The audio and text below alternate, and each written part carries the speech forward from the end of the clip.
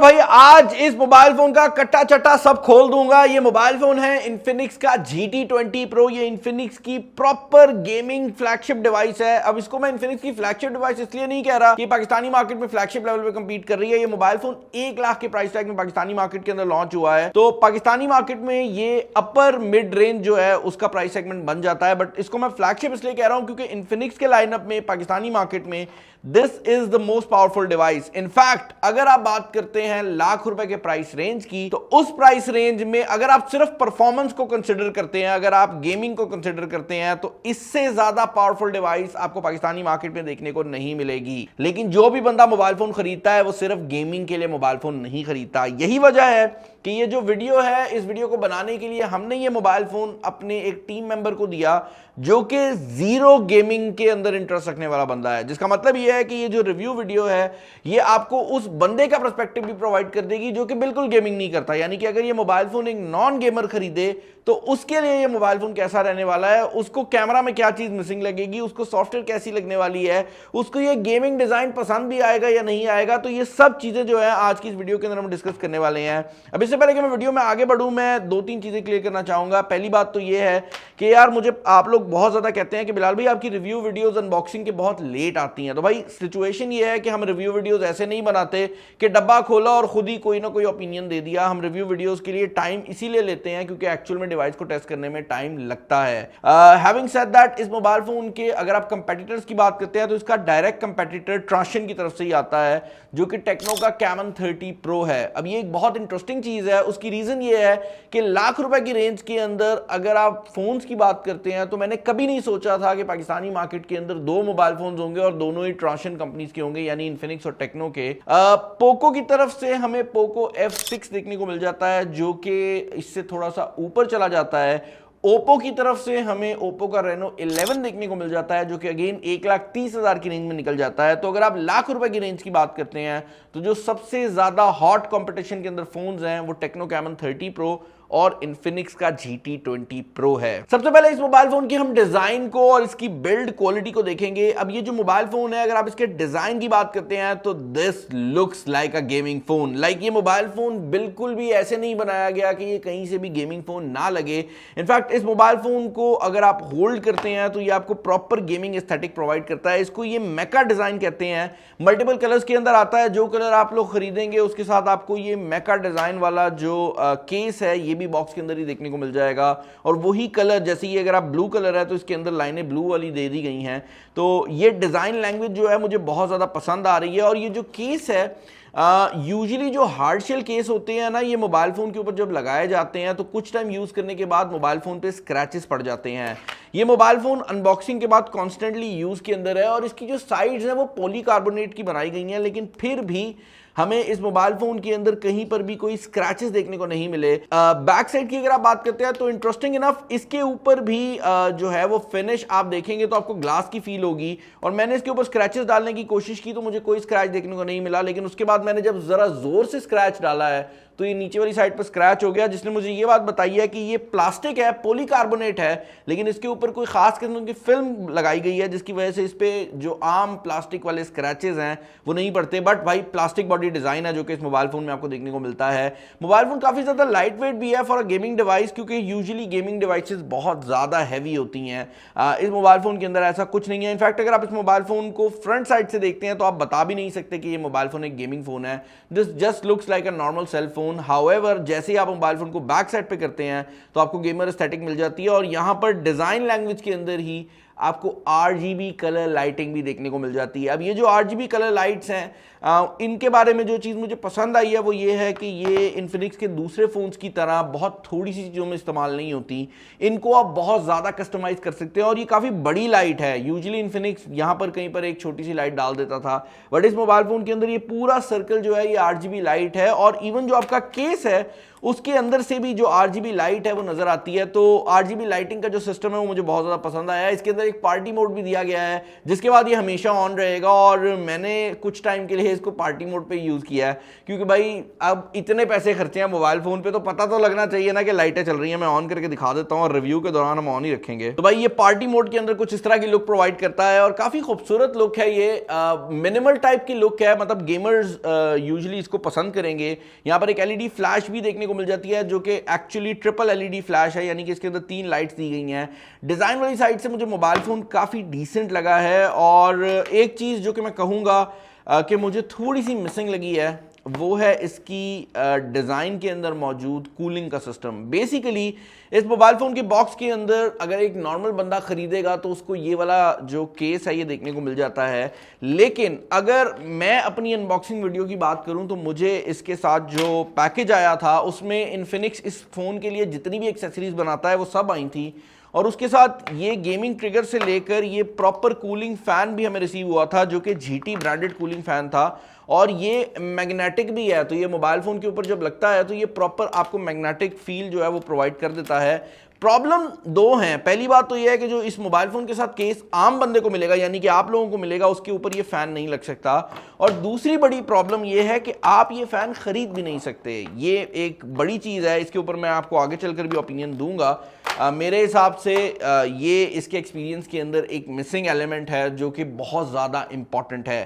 खैर डिस्प्ले की तरफ चलते हैं, क्योंकि डिस्प्ले वो एरिया है जहाँ पर ये मोबाइल फ़ोन अपने प्राइस रेंज के अंदर बहुत ज़्यादा सॉलिड परफॉर्मेंस प्रोवाइड करता है। अब अगर आप इसकी ब्राइटनेस की बात करते हैं तो ये 1300 निट्स की ब्राइटनेस आपको प्रोवाइड कर देता है, जो कि पाकिस्तानी मार्केट में 80,000 से ऊपर आप कोई भी मोबाइल फ़ोन देखेंगे तो उसमें आपको देखने को मिल जाएगी। एमोलेड डिस्प्ले है, एक इन डिस्प्ले फिंगरप्रिंट स्कैनर दिया गया है जो कि काफ़ी तेज़ी से काम कर जाता है। बट इस डिस्प्ले की जो सबसे बड़ी बात है वो ये है कि दिस डिस्प्ले सपोर्ट्स 144 FPS। अब मुझे पता है आप में से काफी ज्यादा लोग कह रहे होंगे कि बिलाल भाई जो Dimensity 8200 है वो 120 FPS को सपोर्ट करता है, तो ये मोबाइल फोन 144 पे कैसे काम कर रहा है, इसके प्रोसेसर में क्या कमाल है। तो भाई सिचुएशन ये है कि इन्फिनिक्स वालों ने एक बहुत बड़ी फिल्म चलाई है, और वो फिल्म ये है कि आपका जो मोबाइल फोन है उसकी गेमिंग परफॉर्मेंस के लिए जो आपका नॉर्मल प्रोसेसर है वो यूज हो रहा है, लेकिन जो आपका डिस्प्ले है उसको मैनेज करने के लिए इन्फिनिक्स ने पिक्सेलवर्क्स नाम की एक कंपनी की स्पेशल चिप लगाई है, जो कि ना सिर्फ आपको 144 हर्ट्ज की रिफ्रेश रेट की सपोर्ट प्रोवाइड कर देती है, बल्कि वो गेम्स जो कि 60 फ्रेम्स पर सेकंड में चल रही हैं उनके अंदर भी MEMC इंट्रोड्यूस कर देती है। जिनको नहीं पता समझा देता हूं भाई, ये टेक्नोलॉजी टीवीज के अंदर आनी स्टार्ट हुई थी, जहां पर आपको 30 फ्रेम्स पर सेकंड वाली जो वीडियो है ना उसको 60 में कन्वर्ट करके दिखाया जाता था। तो ये एक टेक्नोलॉजी है जिसके अंदर फ्रेम्स को ऐड किया जाता है, यानी कि गेम एक्चुअल में 60 पे ही चल रही होगी लेकिन आपको फील ऐसी आएगी कि आपको स्मूथनेस 120 FPS वाली देखने को मिल रही है। तो ये सारी चीजें जो हैं ये डिस्प्ले वाली जो चिप है ये कर सकती है। इसके अलावा एक और चीज जो कि डिस्प्ले वाली चिप करती है वो ये है कि अगर आप ऐसा कंटेंट देख रहे हैं जो कि HDR नहीं है तो ये चिप उसको अपने पास कन्वर्ट करके HDR के कलर्स के अंदर कर सकती है। ऑल्दो जो डिस्प्ले दिया गया है वो HDR सपोर्टेड नहीं है। यहाँ पर L1 की सपोर्ट आपको देखने को मिल जाती है, विच बेसिकली मीन्स कि आपको वाइड वाइन L1 की वजह से जितने भी नेटफ्लिक्स, अमेजॉन वगैरह हैं उन सब के ऊपर मैक्सिमम रेजोल्यूशन जो है वो देखने को मिल जाएगी। इसके अलावा भाई अगर आप बात करते हैं इसके डिस्प्ले के ऊपर टच कंट्रोल्स की, तो यहाँ पर आपको जो रिफ्रेश रेट है वो अगर 144 हर्ट्ज मिलता है तो इस मोबाइल फोन के अंदर लगा हुआ टच सैंपलिंग रेट 360 हर्ट्ज के ऊपर काम करता है। यानी कि ये मोबाइल फोन जब गेमिंग आप कर रहे होंगे तो आपको काफी तेजी से टच सैंपल कर रहा होगा, यानी कि आप बटन दबाएंगे तो फौरन काम भी हो जाएगा। और इसके अलावा यहाँ पर टच सैंपलिंग को भी बूस्ट करने की ऑप्शन जो है वो इसी मोबाइल फोन के अंदर दी गई है। अगेन वही जो पिक्सेलवर्क्स की चिप है वो इस मोबाइल फोन के अंदर जो गेमिंग एक्सपीरियंस है उसको बहुत ज्यादा बेहतर बना देती है। बट गेमिंग के अंदर सिर्फ डिस्प्ले नहीं होता, गेमिंग के अंदर होती है इंटरनल परफॉर्मेंस भी। अब ये जो मोबाइल फोन है इंटरनल्स की अगर आप बात करते हैं तो पाकिस्तानी मार्केट में एक ही वेरिएंट में आया है, बाकी मार्केट्स में इसका 8GB वेरिएंट भी लॉन्च हुआ है, बट पाकिस्तानी मार्केट में ये 12GB RAM 256GB internal storage के साथ आया है। एंड अगर इसके कंपैरिजन की बात करूं तो जैसे मैंने बताया है कि इसका डायरेक्ट कंपेटिटर जो है वो टेक्नो का कैमन 30 प्रो कंसिडर किया जा रहा है। तो रैम वाली साइड से तो वो मोबाइल फोन भी 12GB है, लेकिन उस मोबाइल फोन में आपको 512GB की स्टोरेज मिल जाती है, जबकि यहां पर 256 है। और इसके अलावा एक और चीज जो कि मैं कहूंगा मुझे थोड़ी सी मिसिंग लगी है वो ये है कि गेमिंग फोन के अंदर आपको मेमोरी कार्ड की ऑप्शन देखने को नहीं मिल रही। अब मुझे समझ आ रही है कि ज्यादातर कंपनी मेमोरी कार्ड इसलिए निकाल रही हैं क्योंकि इसके अंदर जो स्टोरेज लगी हुई है वो बहुत ज़्यादा तेज़ है। इनफैक्ट हमने इसका स्टोरेज टेस्ट किया भी है और स्टोरेज टेस्ट के अंदर इसका जो नंबर आया है वो 78,305 है, विच बेसिकली मीन्स कि ये UFS 3.1 3.2 की जो स्टोरेज है वो आपको प्रोवाइड करता है, जो कि इस प्राइस रेंज के अंदर वन ऑफ दी फास्टेस्ट है। लेकिन फिर भी मेरे हिसाब से मेमोरी कार्ड की ऑप्शन होनी चाहिए थी। इसके अंदर जो सिम स्लॉट है वो सिर्फ ड्यूल सिम स्लॉट आती है, तो उस लिहाज से मुझे थोड़ा सा मिसिंग लगा है कि या तो 512 दे देते या फिर मेमोरी कार्ड डालने देते। ये दरमियान की जो चीज़ की है ना, ये मुझे थोड़ा सा फील हुआ है कि ये बेहतर हो सकती थी। अच्छा भाई, इस मोबाइल फोन के अंदर जो चिपसेट लगाया गया है ये 4 नैनोमीटर का MediaTek Dimensity 8200 अल्टीमेट का चिपसेट है। ये जो चिपसेट है ये एक 5G चिपसेट है और ये एग्जैक्टली वही चिपसेट है जो टेक्नो कैमन 30 प्रो के अंदर भी आपको देखने को मिल जाता है। And this chipset is the most powerful chipset जो कि आप लाख रुपए की रेंज के अंदर पाकिस्तानी मार्केट में खरीद सकते हैं। यूज्ड डिवाइसेस के अंदर अगर आप बात करते हैं तो आपको कुछ डिवाइसेस मिल जाती हैं जो कि आपको सिमिलर परफॉर्मेंस प्रोवाइड कर देंगी, बट बॉक्स पैक की अगर आप बात करते हैं तो ये दो मोबाइल फोन्स ही हैं जो कि इतनी परफॉर्मेंस आपको इस प्राइस रेंज में प्रोवाइड कर रहे हैं। अगर आपको सेम परफॉर्मेंस चाहिए तो बाकी कंपनीज के फोन्स इनसे महंगे हैं और कुछ केसेस के अंदर जो है वो आपको इससे महंगे फोन्स के अंदर भी ये वाली परफॉर्मेंस देखने को नहीं मिलती, which is a huge deal, क्योंकि ये मोबाइल फोन गेमिंग फोन है तो आपको परफॉर्मेंस भी देखने को मिल जाएगी। बट उसके अंदर एक चीज़ जो कि मैं ज़रूर ऐड करना चाहूँगा वो ये है कि टेक्नो और इस मोबाइल फोन के अंदर जो गेमिंग परफॉर्मेंस है उसका डिफरेंस दो वजह से रहने वाला है। पहली बात तो ये है कि चिपसेट सेम है, रैम सेम है, लेकिन इस मोबाइल फोन के अंदर जो वेपर चेंबर है वो 70% बड़ा है टेक्नो की निस्बत। तो अगर आप प्योरली गेमिंग परफॉर्मेंस की बात करते हैं, इस मोबाइल फोन की जो गेमिंग परफॉर्मेंस है वो उस फोन की निस्बत स्लाइटली बेटर रहने वाली है, क्योंकि इस मोबाइल फोन का जो बॉटल नेक है वो थोड़ा सा बेहतर रहने वाला है। हमने इस मोबाइल फोन के ऊपर गेंशिन इंपैक्ट को जब चेकआउट किया है तो गेंशिन इंपैक्ट जैसी जो गेम है ना, उस गेम को भी अगर आप कॉन्स्टेंटली खेल रहे हैं, अब ये बात आप समझे कि अगर आप इस मोबाइल फोन को ऑन करते हैं और किसी दूसरे मोबाइल फोन को जिसमें ये सेम चिप है ऑन करते हैं तो आपको पहली नजर में तो जो परफॉर्मेंस है वो बराबर लगेगी, बट गेमर्स लंबी देर तक गेमिंग करते हैं और गेंशिन इंपैक्ट जैसी गेम अगर आप इस मोबाइल फोन पे घंटा 1.5 घंटा खेलते हैं, ये मोबाइल फोन 50 फ्रेम्स पर सेकंड से नीचे नहीं जाता, which is a huge deal. उसके अलावा अगर आप PUBG की बात करते हैं तो ये PUBG का ऑफिशियल गेमिंग पार्टनर फोन है, विच बेसिकली मींस कि इससे बेहतर PUBG की परफॉर्मेंस आपको इस रेंज में कोई दूसरा मोबाइल फोन प्रोवाइड करने का सोच भी नहीं सकता। इनफैक्ट लाख रुपए की रेंज के अंदर टेक्नो कैमन का जो 30 प्रो है वो आपको ये 120 FPS वाली चीज देता है। एंड इसके अलावा अगर आप बात करते हैं यूज्ड में, तो मेरे हिसाब से iPad की जो यूज्ड कंडीशन है, जो iPad Pro 3rd जनरेशन है, वो आपको लाख रुपए की रेंज में देखने को मिलता है, जिसके अंदर आपको अगेन ये 120 FPS जो है वो देखने को मिल जाते हैं। तो 120 FPS की गेम प्ले होना और वो भी इस तरह की सेटिंग के ऊपर बहुत ज्यादा बड़ी बात है। PUBG के अंदर ये मोबाइल फोन स्मूथ पे आपको ultra extreme frame rate provide कर देता है। अगर आप बात करते हैं बैलेंस की तो वहां पर भी आपको एक्सट्रीम फ्रेम रेट मिल जाता है। अल्ट्रा HD के ऊपर, अल्ट्रा HDR के ऊपर अल्ट्रा फ्रेम रेट की जो ऑप्शन है वो भी ये मोबाइल फोन प्रोवाइड कर देता है। इनफैक्ट कॉल ऑफ ड्यूटी पे भी ये मोबाइल फोन हाई सेटिंग के ऊपर चल जाता है। एसफॉल्ट की जो 9 गेम है वो भी ये 60 फ्रेम्स पर सेकंड में चला देता है। तो गेमिंग वाली साइड से मैं सीधा सीधा कह सकता हूं कि इससे ज्यादा पावरफुल गेमिंग फोन लाख रुपए की रेंज में डब्बा पैक आपको पाकिस्तानी मार्केट में कोई और कंपनी प्रोवाइड नहीं कर रही और ना ही कोई मोबाइल फोन इसके करीब आता है as far as the gaming performance is concerned. लेकिन भाई जैसे मैंने बताया वीडियो के स्टार्ट में कि गेमिंग परफॉर्मेंस ही सब कुछ नहीं होती, मोबाइल फोन के अंदर जो बाकी चीजें हैं उनके बारे में भी डिस्कशन करना बहुत ज्यादा जरूरी होता है। तो अब जरा उन चीजों को डिस्कस कर लेते हैं। भाई मोबाइल फोन के अंदर इंपॉर्टेंट चीजों में जो ऑपरेटिंग सिस्टम है वो बहुत ज्यादा इंपॉर्टेंट है और इन्फिनिक्स के केस में तो वो जरूरत से ज्यादा इंपॉर्टेंट है, क्योंकि इन्फिनिक्स को हार्डवेयर पे कभी क्रिटिसिज्म नहीं मिला, इनके ऑपरेटिंग सिस्टम के ऊपर लोग बहुत ज्यादा मुझे बोलते थे और मैं भी हमेशा क्रिटिसाइज करता था कि भाई ऑपरेटिंग सिस्टम किसी भी मोबाइल फोन के एक्सपीरियंस को मेक या ब्रेक कर सकता है। अच्छी बात यह है कि इन्फिनिक्स जज्बाती होने के बजाय वो बातें शायद सुनता रहा है और उसकी रीजन ये है कि इसके ऑपरेटिंग सिस्टम के अंदर ना सिर्फ इन्फिनिक्स ने ब्लोटवेयर को कंप्लीटली रिमूव कर दिया, ब्लोटवेयर के नाम के ऊपर पहले जहां पर 1000 एप्लीकेशंस आती थी, एड्स आते थे, वो सब चीजें मुकम्मल तौर पर खत्म कर दी गई हैं। और मेरी अनबॉक्सिंग वीडियो के नीचे भी मैंने कमेंट्स देखे, लोग क्रिटिसाइज कर रहे थे कि आपने ऑपरेटिंग सिस्टम को बुरा भला नहीं कहा। भाई रियलिटी ये है कि अब इसके अंदर जो ऑपरेटिंग सिस्टम है ये स्पेशली डिजाइंड है फॉर GT20। इनफैक्ट अगर मैं इस ऑपरेटिंग सिस्टम को ओपन करके दिखाऊं तो आप देख सकते हैं ये XOS 4 GT लिखा हुआ दिखाता है, Android 14 है। और एक और चीज जो कि इन्फिनिक्स ने रिसेंटली की है वो ये है कि इन्फिनिक्स ने अपनी नोट सीरीज के अंदर और इन्फिनिक्स ने अपनी GT सीरीज के अंदर 2 साल की सॉफ्टवेयर अपग्रेड्स को प्रॉमिस कर लिया है, विच बेसिकली मींस कि इस मोबाइल फोन के ऊपर अकॉर्डिंग टू इन्फिनिक्स आपको 2 साल की अपग्रेड्स मिलेंगी। एंड्रॉइड 15 और एंड्रॉइड 16 की अपडेट्स भी इस मोबाइल फोन पे आएंगी। तो पहले जहां पर मसला बनता था कि एंड्रॉइड 7 आता था और 8 आने की कोई चांस नहीं होता था, भाई वो चीज़ अब इन्फिनिक्स ने खत्म कर दी है। इसके अलावा एक और चीज़ जो कि मुझे बड़ी पसंद आई है वो ये है कि काफ़ी ज़्यादा सॉफ्टवेयर के हाईलाइट्स भी डाले गए हैं। फॉर एग्जाम्पल एक प्रॉपर गेमिंग मोड है जिसको ये एक्स एरीना कहते हैं। नाम थोड़ा चीज़ी सा है, बट इसके अंदर बहुत ज़्यादा फीचर्स डाल दिए हैं इन्फिनिक्स ने। आपके पास यहाँ पर जितनी भी गेम्स हैं वो सब शो हो जाती हैं। आपको अपने मोबाइल फ़ोन की जो वाइटल्स हैं वो भी आ रहे होते हैं। आप यहाँ से जो सेटिंग वगैरह है वो भी गेम्स की डिफरेंट की कंट्रोल कर सकते हैं। मैं यहाँ पर किसी गेम को ओपन करता हूँ ताकि आपको दिखा सकूँ कि ये किस तरह से काम करता है। जैसे ही आप गेम ओपन करते हैं यहाँ पर ये एक्स बूस्ट के नाम से ऑप्शन आ जाती है। इसको मैं अगर स्वाइप करके दिखाऊँ तो इसके अंदर आपके पास ये भी वो आपको बता रहा होता है कि भाई लोड सीपीयू पे पड़ रहा है या ये जीपीयू पे लोड डाल रहा है। आप इसको परफॉर्मेंस पे भी मूव कर सकते हैं, जिसके बाद मोबाइल फ़ोन गरमाइश को नहीं देखेगा लेकिन आपको मैक्सिमम परफॉर्मेंस प्रोवाइड करेगा। इसके अलावा इन्फिनिक्स ने यहाँ पर ब्राइटनेस लॉकिंग भी दे दी है, जहाँ पर आपको मल्टीपल टाइम्स जो फ़ोन में अगर कहीं पे लाइट चेंज होती है तो ब्राइटनेस कम ज़्यादा होनी शुरू हो जाती है ना, तो ये ऑटो ब्राइटनेस को बंद कर देता है ताकि गेमिंग में आप डिस्टर्ब ना हो। ई स्पोर्ट मोड भी दे दिया गया है, उसके अलावा अल्ट्रा फ्रेम रेट मोड भी दे दिया गया है। ये वही मोड है जिसके लिए आपने पिक्सल वर्क्स की चिप की बात देखी थी, और ये हाई एंड आपको जो फ्रेम रेट है उसके अंदर यूज होता है। आप यहां पर टैप की सेंसिटिविटी भी बढ़ा सकते हैं, यानी कि टच की सेंसिटिविटी को भी कंट्रोल कर सकते हैं। आप यहां पर अपनी डिफरेंट एप्लीकेशंस को भी कंट्रोल कर सकते हैं। तो गेमिंग मोड भी यहां पर दे दिया गया है, बट इसके अलावा भी बहुत ज़्यादा चीज़ें की गई हैं।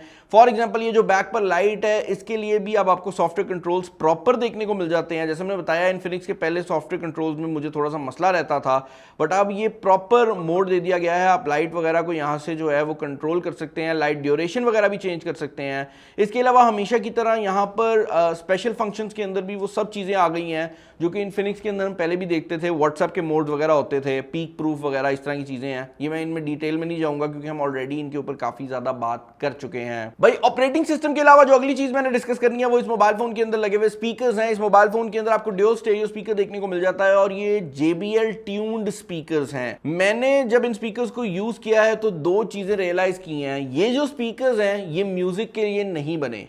तो आपको जब आप इस पर म्यूजिक सुन रहे होते हैं तो आपको फील होता है कि यार स्पीकर जो है ना वो दबा दबा फील हो रहा है, मतलब हर साउंड को वो मैक्सिमम पे नहीं लेकर जा रहा। बट जैसे ही आप इसके ऊपर गेमिंग खेलना स्टार्ट करते हैं तो सिचुएशन बिल्कुल डिफरेंट हो जाती है। उसकी रीजन ये है कि यहाँ पर जो स्पीकर्स लगाए गए हैं वो बहुत ज्यादा बेसी नहीं है, वो बहुत ज्यादा लाउड जरूर है, और इन स्पीकर्स के अंदर आपको बहुत ज्यादा, अगर आप फुटस्टेप वगैरह सुन रहे हैं ना तो वो बहुत क्लैरिटी से देखने को मिलता है। एक चीज जरूर है कि जो स्पीकर है वो टॉपवर्ड और बॉटम फायरिंग है। मेरे हिसाब से ये जो स्पीकर ऊपर वाला है ना, अगर ये ईयर पीस में दे दिया जाता तो जो प्लेयर है उसको ज्यादा बेहतरी मिल सकती थी। बट अभी भी जो स्पीकर सिस्टम है वो इस मोबाइल फोन के अंदर मुझे बहुत अच्छा लगा है, स्पेशली फॉर गेमर्स। भाई वो होता है ना कि जब आप मल्टीपल चीजें इकट्ठे बना रहे होते हो तो कभी कभार कोई फीचर आप डालना नहीं चाह रहे होते बट धक्के से डल जाता है। उसी तरह का एक फीचर जो कि इस गेमिंग फोन के अंदर मौजूद है वो IP54 वाटर रेजिस्टेंस है। अब मैं ये नहीं कह रहा कि इसमें मुझे कोई प्रॉब्लम है, इस मोबाइल फोन के अंदर IP54 होना एक अच्छी बात है, बट मेरे हिसाब से उसके पीछे सबसे बड़ी रीजन ये है कि जो इन्फिनिक्स ये नीचे चार्जिंग पोर्ट्स वगैरह यूज करता है, इन्फिनिक्स ने अब अपने हर हाई एंड फोन के अंदर ऑलरेडी IP रेजिस्टेंस डालना शुरू कर दिया। तो आई थिंक इसके अंदर ऐड करने के पीछे रीजन ये है कि बाकियों को कर रहे थे तो इसके अंदर भी कर दिया है, वरना आई हैवंट सीन के गेमिंग फोन इस चीज को बहुत ज्यादा कहें कि हमारे अंदर IP54 की वाटर रेजिस्टेंस है। इस मोबाइल फोन के अंदर दी गई है, ठीक तरीके से काम भी कर जाती है। वाटर की सील जो है वो आपको सिम स्लॉट के ऊपर भी देखने को मिल जाती है। अच्छा भाई, 2 इंपॉर्टेंट चीजें हैं जो कि इस मोबाइल फोन के बारे में रह गई हैं। उनमें पहला है कैमरा, दूसरा है चार्जिंग। कैमरा की अगर आप बात करते हैं तो इस मोबाइल फोन की फ्रंट साइड पर 32 मेगापिक्सल का कैमरा देखने को मिल जाता है, बैक साइड पर 108 मेगापिक्सल का कैमरा देखने को मिल जाता है, और दैट्स इट। अब आप कह रहे होंगे बिलाल भाई इस मोबाइल फोन के बैक पर आपको 3 कैमरे देखने को मिल रहे हैं, तो यार ये जो 3 कैमराज हैं ये सिंगल फोकल लेंथ के साथ आते हैं। एंड मैं ये नहीं कहता कि मोबाइल फोन के बैक पे 3 कैमरे होने चाहिए। इनफैक्ट ये जो मोबाइल फोन है गेमिंग फोन है, इसके अंदर अगर एक कैमरा भी लगा देते तो ओके है, बट आई थिंक क्योंकि आजकल ट्रेंड बना हुआ है तो सेंसर को पूरा करने के लिए यहाँ पर एक 2 मेगापिक्सल का मैक्रो मोड वाला कैमरा दे दिया गया है और एक 2 मेगापिक्सल का पोर्ट्रेट कैमरा दे दिया गया है। तो I think ultra wide angle camera जरूर होना चाहिए था। उसकी रीजन ये है कि इसका जो कंपेटिटर है ना, वीडियो के स्टार्ट में मैंने बोला था टेक्नो कैमन 30 प्रो, वो दो चीज़ों में कैमरा में आगे निकल जाता है। पहली बात तो यह है कि इसका जो मेन कैमरा है वो सैमसंग का HM6 सेंसर है। ये एग्जैक्टली वही सेंसर है जो कि इससे पहले हम नोट 30 प्रो के ऊपर भी देख चुके हैं। तो ये सेंसर काफ़ी ज़्यादा एक्सटेंसिवली यूज़ हुआ है। पाकिस्तानी मार्केट में Realme C67 के अंदर भी सेम सेंसर आता है। ऑन दी फ्लिप साइड जो कैमन पे आपको सेंसर देखने को मिलता है वो सोनी का IMX सेंसर है and it is called IMX 890। तो उस लिहाज से मैं ये कहूँगा कि मुझे लग रहा है कि अगर एक ultra wide angle camera add कर दिया जाता तो थोड़ी ज़्यादा फील आ जाती।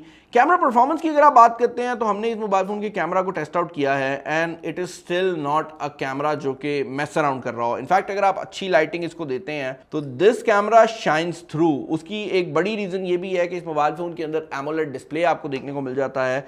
तो कैमरा की जो क्वालिटी है वो बुरी बिल्कुल भी नहीं है। इनफैक्ट फ्रंट कैमरा 32 मेगापिक्सल होने की वजह से आपको बहुत अच्छा रिजल्ट प्रोवाइड कर देता है। और जो गेमर्स हैं उनका एक बड़ा ग्राइप रहता है कि गेमिंग फोन्स के अंदर कैमरास बहुत ही बुरे आते हैं। उस लिहाज से कैमरास मुझे बहुत डिसेंट लगे हैं और फ्रंट कैमरा जो है अच्छी लाइटिंग के अंदर तो बहुत क्रेजी रिजल्ट प्रोवाइड कर देता है। ये जो तस्वीर आप देख रहे हैं ये मेरे सर पे एक बल्ब जल रहा होता है, ये उस टाइम पे खींची गई पिक्चर है। अब ऑब्वियसली इन दोनों तस्वीरों के अंदर क्वालिटी का डिफरेंस आपको देखने को मिल जाएगा, लेकिन ये स्टूडियो लाइट में खींची गई पिक्चर है और ये एक बल्ब की पिक्चर है।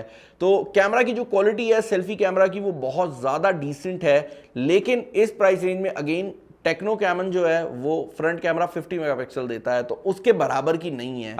डे टाइम के अंदर बैक कैमरा की अगर आप बात करते हैं तो आपको बहुत ज़्यादा डिटेल देखने को मिल जाती है और डिटेल इसकी कैमन से ज़्यादा होने वाली है। उसकी सिंपल सी रीज़न ये है कि वहाँ 50 मेगापिक्सल का कैमरा है, ये 108 मेगापिक्सल है। तो जहाँ पर लाइट अच्छी होगी ना वहां पर ये कैमरा कैमन से आगे निकल जाएगा। बट अगर आप कलर्स की बात करते हैं और लो लाइट परफॉर्मेंस की बात करते हैं तो वहां पर मुझे लगता है कि टेक्नो का कैमन 30 प्रो जो है वो इस मोबाइल फोन से आपको बेहतर परफॉर्मेंस प्रोवाइड कर देगा और अल्ट्रा वाइड एंगल कैमरा जो है वो आप डे टाइम के अंदर भी मिस करेंगे।